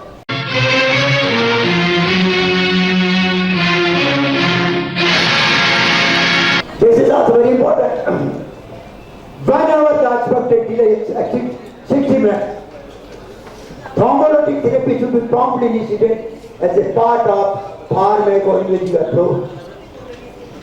Here you see a threefold increase in hospital death is reported when door to middle time exceeds 60 minutes and when door to balloon time exceeds 120 minutes. Most patients do not use emergency medical services and most emergency medical services are not well equipped, hence pre-hospital fibrinolysis still remains a challenge. Then, management strategy for patient of STEMI presenting to a PCI capable hospital. Suppose this is STEMI, reported less than 12 hours. If it is thrombolyzed, go for PCI. If not visible, then transfer to ICU. And if it is not thrombolyzed, do PCI. If PCI not visible, immediate thrombolysis. If he reports after 12 to 24 hours, and if it is thrombolyzed, do PCI. If PCI not visible, medical treatment should be given ICU. If it is not thrombolyzed, and then PCI visible, then PCI, then if there is ECG signs of ongoing ischemia, do the PCI. And if PCI not visible, then late thrombolysis if clinical and or ECG signs of ongoing ischemia are there.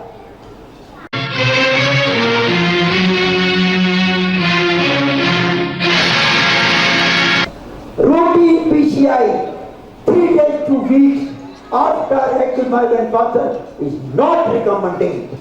Very important. It is not recommended. Acute MI presenting more than 24 hours from symptom onset. Late presentation, hypotension, heart failure, electrical instability, ongoing ischemia, go for CAG. You go to the site, state well. And if you find high risk, ejection fraction less than 14%, having diabetes, then go for heart team approach. I have already told you what is heart team approach. And go for CAG. And do subtotal significant occlusion of infarct-related artery. And if 100% occlusion of infarct-related artery and tissues are viable, then go for again CAG. And if there is no high risk, pre-discharge patient by doing stress test, by non-invasive testing like stress echocardiography, stress helium, stress TB. Here I have shown you what is subtotal coronary occlusion. Subtotal coronary occlusion was defined as severe stenosis of more than 99%, but with some tenuous antegrade blood flow. The collateral circulation vessels are defined as a direct communication between the ends of an occlusion via small collateral vessels.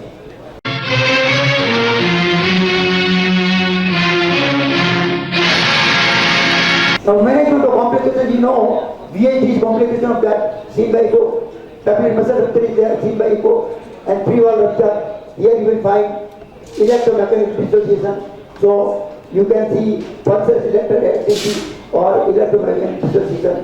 You get this BT, assistol, immediate resume CPR for 2 minutes, establish vascular access, administer epinephrine with 6%, consider advanced, and tidal CO2 monitoring.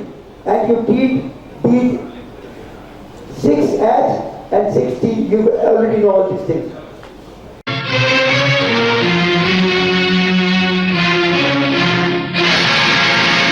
Now the 31st, this you will find here harmonic treatment of the mind at the site of first medical treatment. Give oxygen, nitroglycerin, aspirin, morphine. Oxygen 2 to 4 liters per minute. 100% oxygen for 6 to 12 hours by mask or nasal form. Nitroglycerin 0.5 mg sublingual or buccal spirit, total 3 doses at 5 minutes interval. Aspirin 160 to 325 milligram already chewed. Morphine 4 to 8 milligram IV and 2 to 8 milligram repeated at 5 to 15 minutes interval.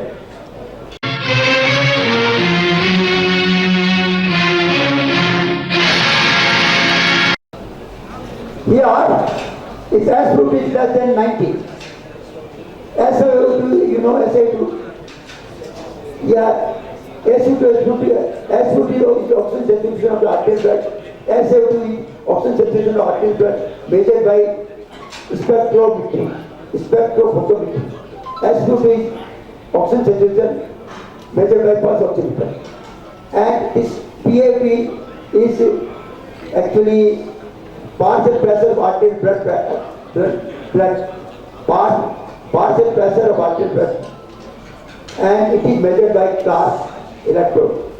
Normal PaO2 value is 80 to 100, and if it is less than 50, then hypoxemia is declared. So, if routine oxygen not recommended in patient with SO2 or SO2 more than 90%.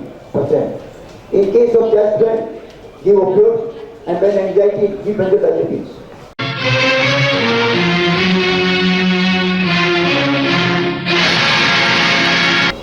Now, don't antiplatelet therapy, anticoagulation.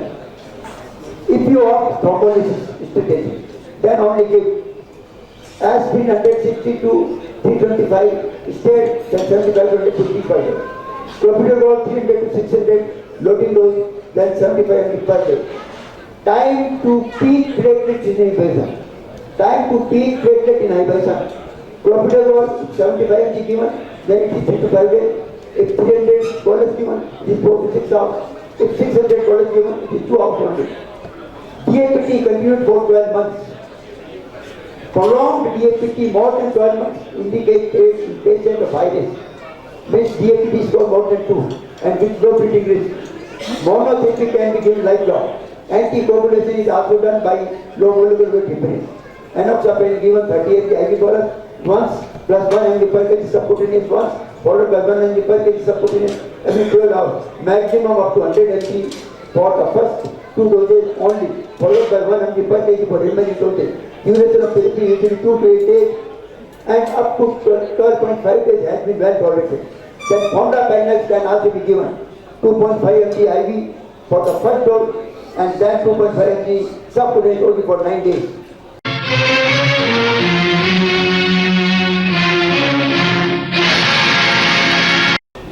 Then loading of newer antiplatelet used only if you go for primary angioplasty and transfer patient to primary PCI site. Prasugrel given, ticagrelor also given. Prasugrel, it is newer, more potent and non-reversible. It is non-reversible P2 inhibitor. 60 mg loading followed by 10 mg OD maintenance dose given with aspirin 75 to 25 mg per day for at least 12 months. Time to peak platelet inhibition in prasugrel 60 mg bolus is 30 minutes only. You have to note diabetes patient, especially on insulin, what benefited most by prasugrel. And contact indication is body weight less than 60 kg, age more than 75, and history of prior stroke. Then ticagrelor, newer and more potent, a first reversible It was non-reversible, but it is reversible oral P2Y oral inhibitor. 180 mg loading followed by 90 mg BD maintenance dose with low dose of aspirin means 125 mg once, then 50 mg to 100 mg per day for at least 12 months. Time to peak platelet inhibition in ticagrelor of 180 mg bolus is 30 minutes only. Side effects are dyspnea in 14 to 20% patients and bradycardia also, but contraindicated in patients who receive thrombolysis. Note: missing single day therapy of ticagrelor normalizes platelet function immediately and have a high risk of getting a blood clot in stent, having a heart attack and death.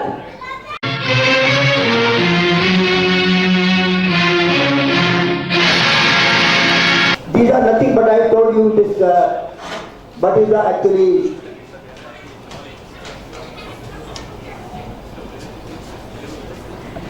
classification of the recommendation. I leave it because shortage of time.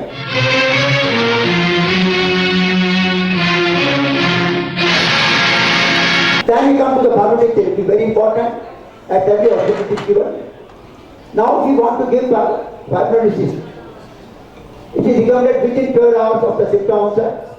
In patients without contraindication, a primary PCI cannot be performed by an experienced team within 120 minutes of first medical contact.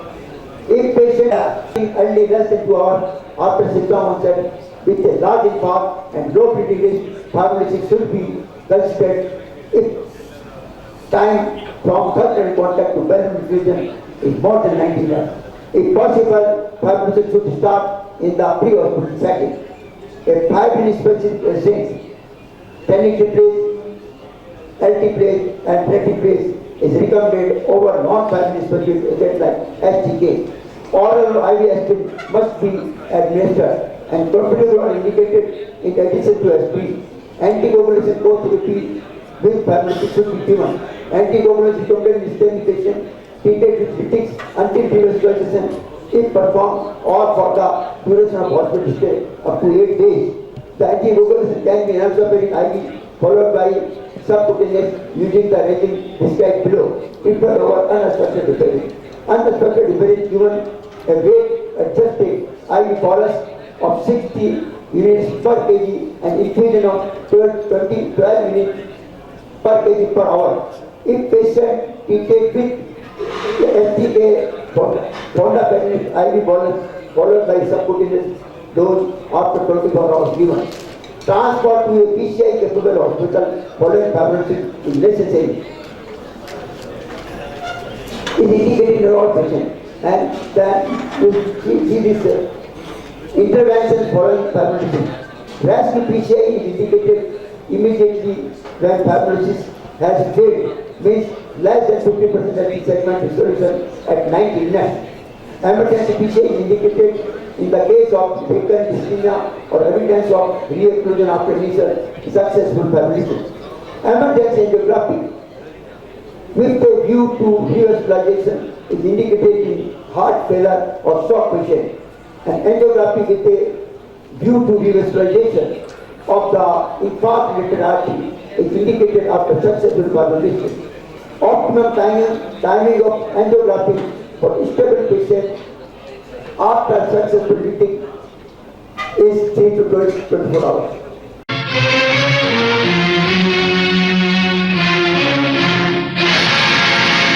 So, here you will say, silence is up at 66 beats per minute, negative in V2, so V5, this is Valence syndrome, mild apical hypokinesis change, and diagnosis of non-anti-segment inhibition, MI was noted.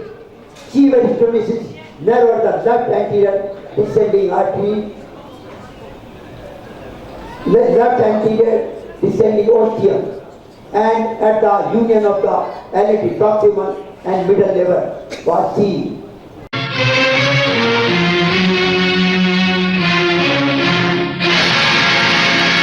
And showing final result of the stent, you can see TB3 flow, thrombus aspected TB3 flow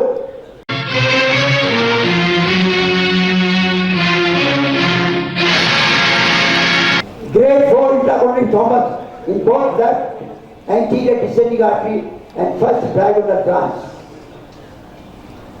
You can see Thomas. And B, coronary angiography after Thomas aspiration, showing effective epicardial flow. It is clear, TB3 flow. Altogether, the TB classification relies on the endographic assessment of the presence of thrombus and its relative size, utilizing a simple score ranging from grade 0 with no thrombus to grade 5 very large thrombus on 10 that completely occludes vessel flow.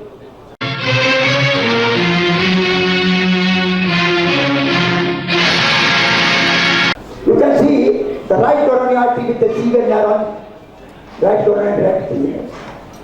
After angioplasty is standing showing resolution of the neuron. TB3 flow.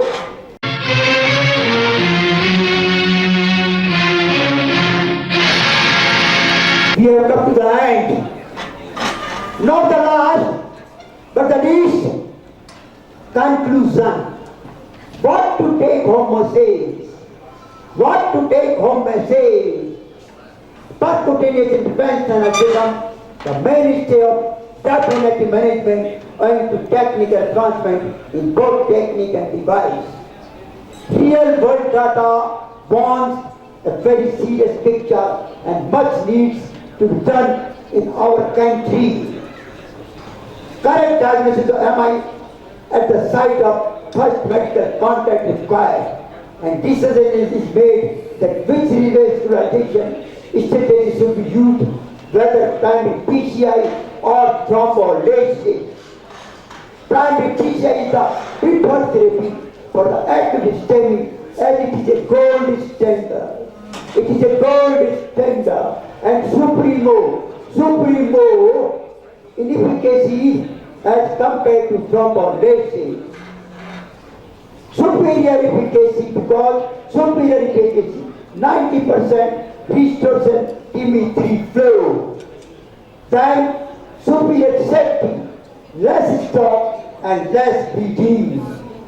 Then superior long-term outcome means less reinfarction and less restenosis. Then better outcome for high-risk patients. Now I would like to tell you for left main branch. 3 types of interventions done for left main coronary artery disease with 50% or greater stenosis. First, by medical therapy, including lifestyle changes program, success rate 84%. By angioplasty with stent implantation, success rate 91%. Then by surgery with minimally invasive direct CABG with left internal mammary artery via left anterior mini thoracotomy with a 5 to 10 centimeter incision, only success rate 97%.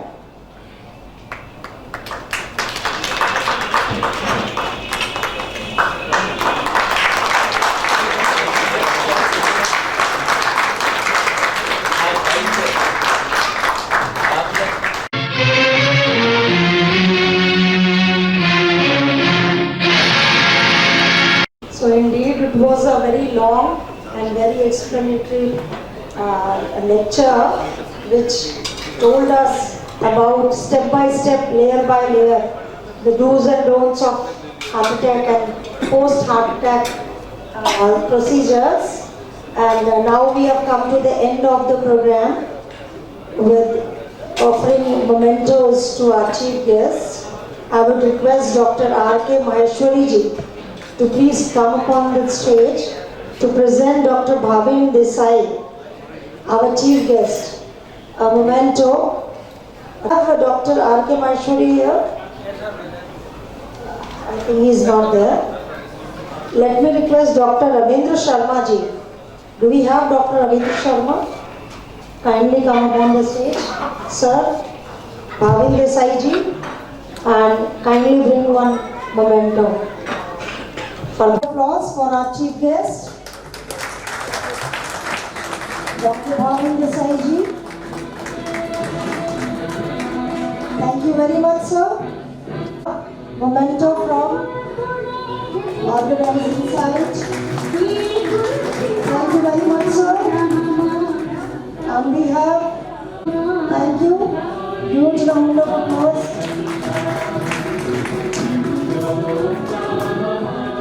And now we have and I would request Ramawat, younger Ramawat ji to come and present a memento to him. The younger Ramawat ji. Come here, sir. Accept the honor. Thank you very much to be a part here.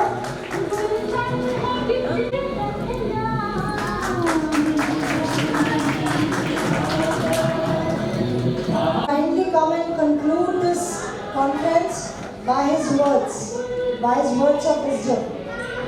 Dr. Bhavin Desai ji. Everybody for your patiently hearing each and everyone who has presented. And I think dinner is waiting for all of us. Please. I would request Dr. Captain D.K. Ramawat ji to kindly come and give vote of thanks. Not been successful or organized. So organizer. I thank all of you to collect at one platform, and I hope we will maintain it in future also. I am having third mega CME at Jaipur in Holiday Inn Hotel, and I invite all of you in February 2022 in Holiday Inn Hotel at Jaipur. That will be third organization from my side. Thank you very much.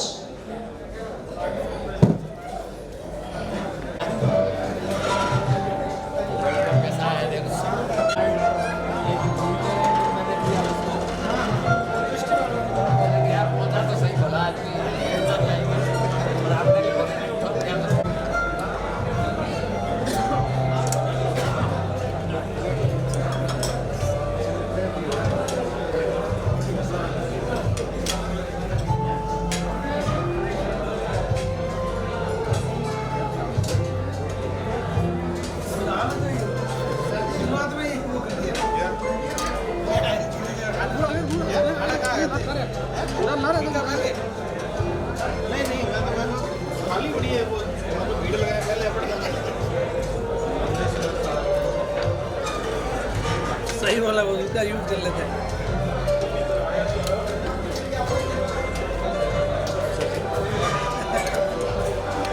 Video ले रहे हैं, अरे दिखाने के लिए, अरे like करो ना, हम वीडियो ले रहे हैं। Okay, no problem.